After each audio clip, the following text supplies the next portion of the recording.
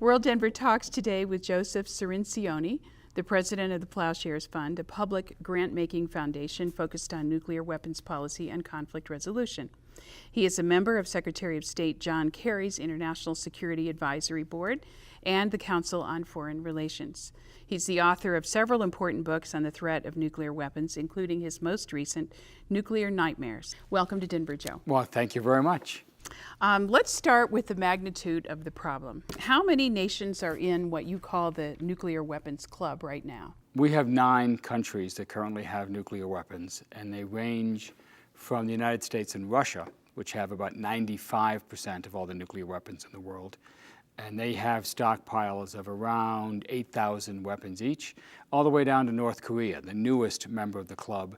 And they have enough material for perhaps 2 to 4 nuclear bombs. And how many are outside the door waiting to get into the club?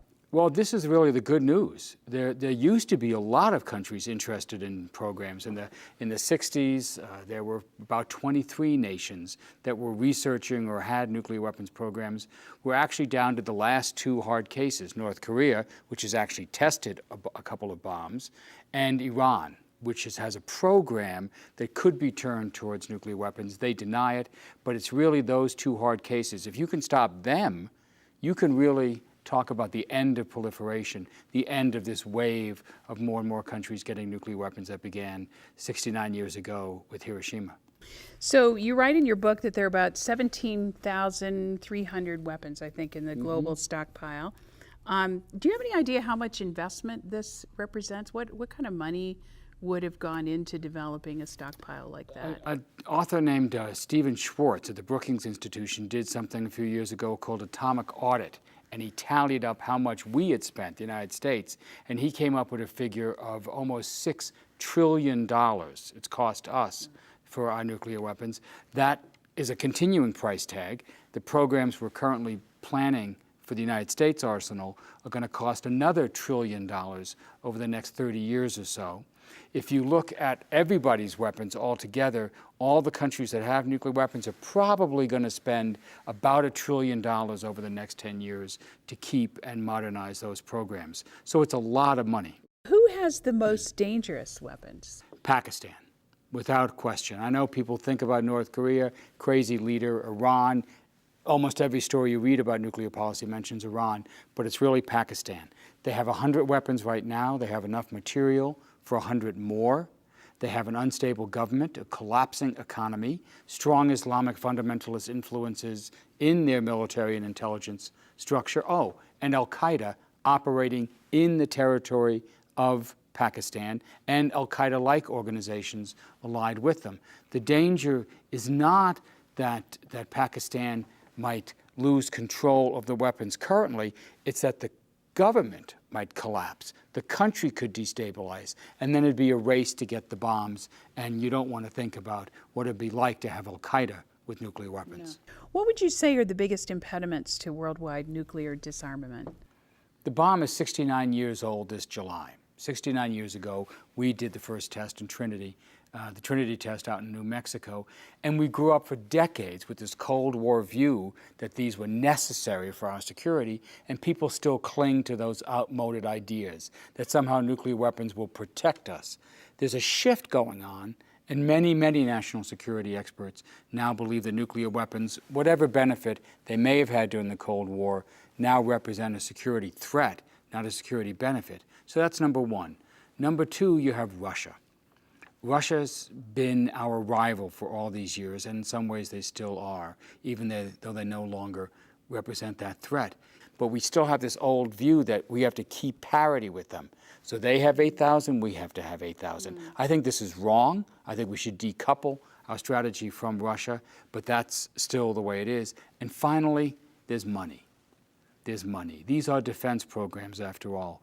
People make a lot of money building nuclear weapons and the missiles, bombers, and subs that go on them, so they have a vested interest in keeping those programs going.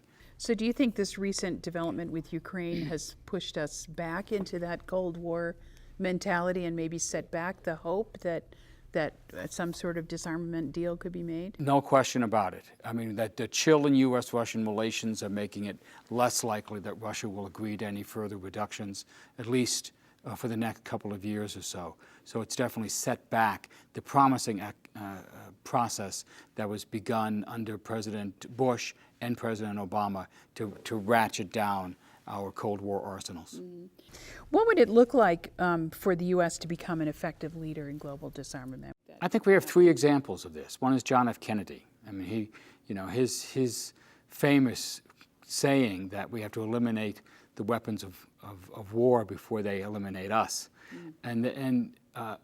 And when he made those statements, he really started what we now know as the non-proliferation regime. He helped create the framework that got countries together to agree that those that didn't have the bomb wouldn't build them, and those that did have the bomb would start to disarm.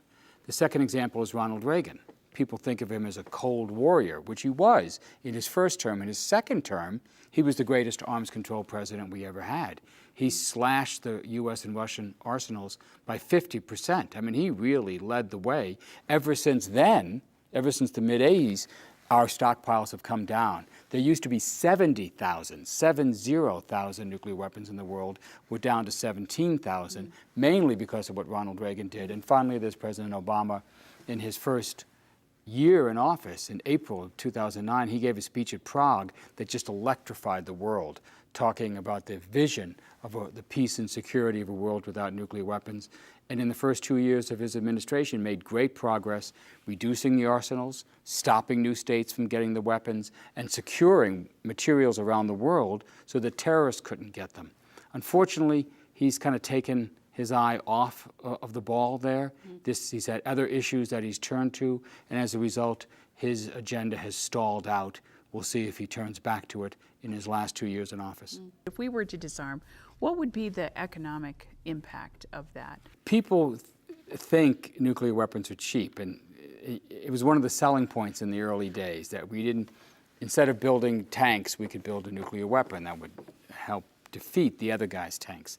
Well, it turns out that we build the tanks and the nuclear weapons. And nuclear weapons are very expensive all around the board. We spend about $55 billion every year on nuclear weapons and related programs.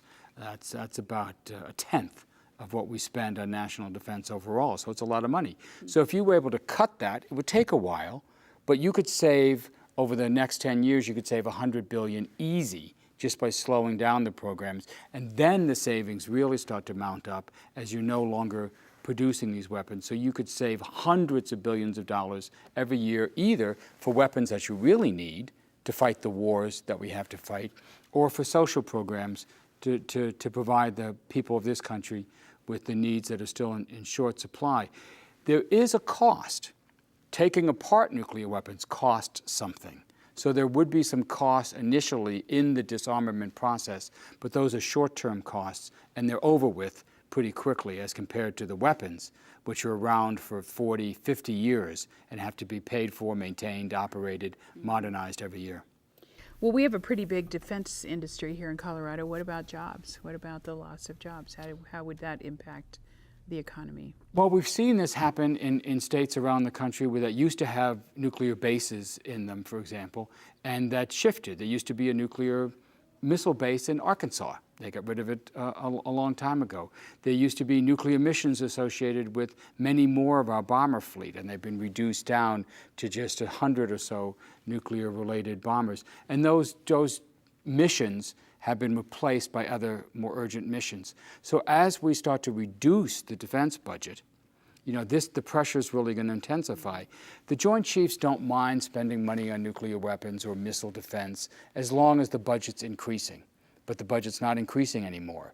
It's doubled over the last 10 years. It's starting to come down, and that's going to force choices. So it's not a question of cutting the jobs. It's a question of which jobs do you want to maintain? Which missions? Which officer billets? The ones that you really need for the planes, tanks, and ships, or this obsolete force from a Cold War that's been over for 20, 30 years? You expect this would be supported by the generals, by the Pentagon? I've seen it time and time again. As the budget shifts and the Joint Chiefs choose they don't choose nuclear. They choose the things that they really need. So I expect this budget pressure over the next 10 years to be forcing these policy choices.